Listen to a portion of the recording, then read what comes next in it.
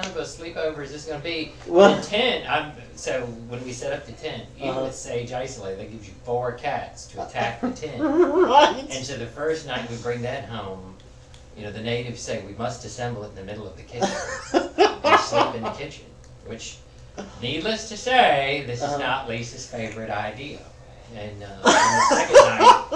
the second night, Benjamin wants to sleep in the tent by himself, and Eleanor wants to sleep with Sage in her enclosure.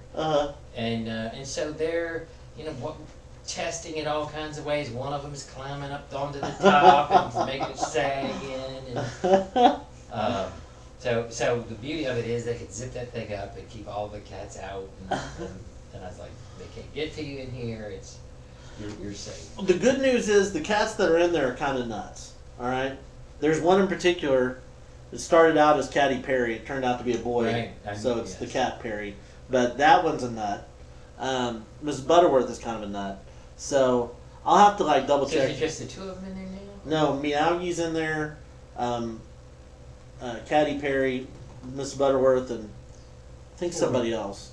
But Okay, well, it's a manageable group. and the thing is, we if you want, I'll just get one of my fosters to bring a poop ton of kittens up here. So, okay, I said, once they're asleep, I'm going to unzip the flap and start bumping cats. See what happens.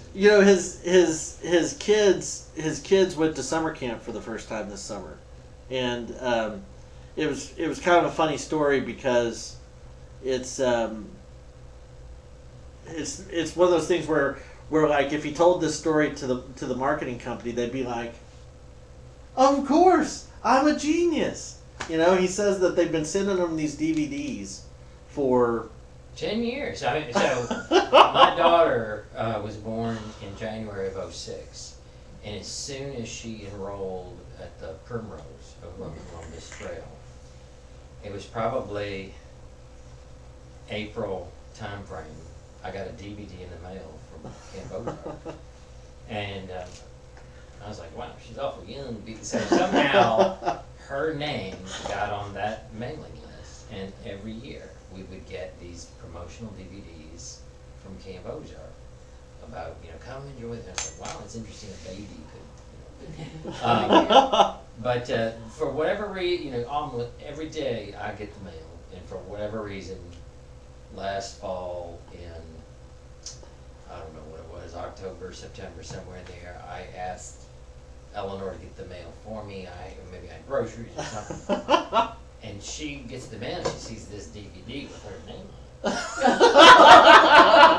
it. It didn't say a word to me. It's just took it straight upstairs, and her and Benjamin, I kid you not, watched it all night. It's a 1-hour DVD that just talks about the camp, its history, what you do, and it's just really just video nonstop, an hour of all these kids screaming and having a great time. 150 things they do and what you do at Camp Ozark and its mission. And they watched that thing all night, and they came to me blurry-eyed the next morning like, Dad, we want to talk to you about something. I don't know if you've ever heard of a place called Camp Ozark, but we want to go. And so they had a play. They had figured out we want to do. They had watched the DVD and all the Q&A stuff. We want to do a 2-week session. And this is what you get to do. This is why it's worth your money. They're talking about value propositions there. Oh, they had a pitch. They had the pitch, and that was probably in the director's commentary. They got the and they worked that thing, and but they went and had a blast. It was the first time in probably 10 years that my wife and I had dinner without the kids. It was one of those moments where you're like, "Whoa, where are we going tonight?" It was like, and Eleanor in particular is quite fussy about all the stuff. She's like, "I don't like that, I don't like it." So it was 2 weeks. We went to all these restaurants in Fort Worth that we always talked about going to. It was just this amazing renaissance of meals. And then, then they come back and we're back in reality. Right. Yeah, I've discovered that whole thing with I mean, like I said, I don't have any children of my own. So, like, you know, my girlfriend's child, like, this is all, like, new to me. So, when, like, it's like, what do you want to go eat? And I'm like, I want Payway. Oh, I don't like Payway.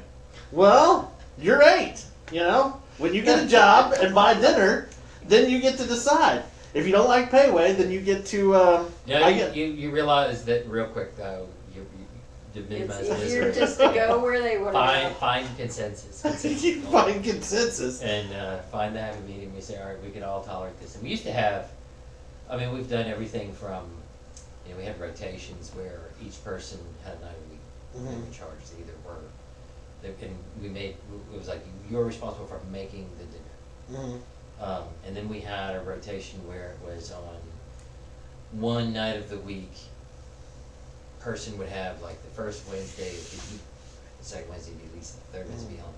And we had to go to that restaurant they picked. And no matter how miserable you said you were going to be, you just had to grin and bear it. Right. So we tried all these approaches, and in the end, just getting someplace where there'd be the least complaints was the easiest. Yeah. No matter what, because when you say it's gonna be my way or the highway, it can be just Becomes so a nightmare. miserable. It can just be so miserable. Well, I can definitely see that. I mean, I can definitely see how that would happen.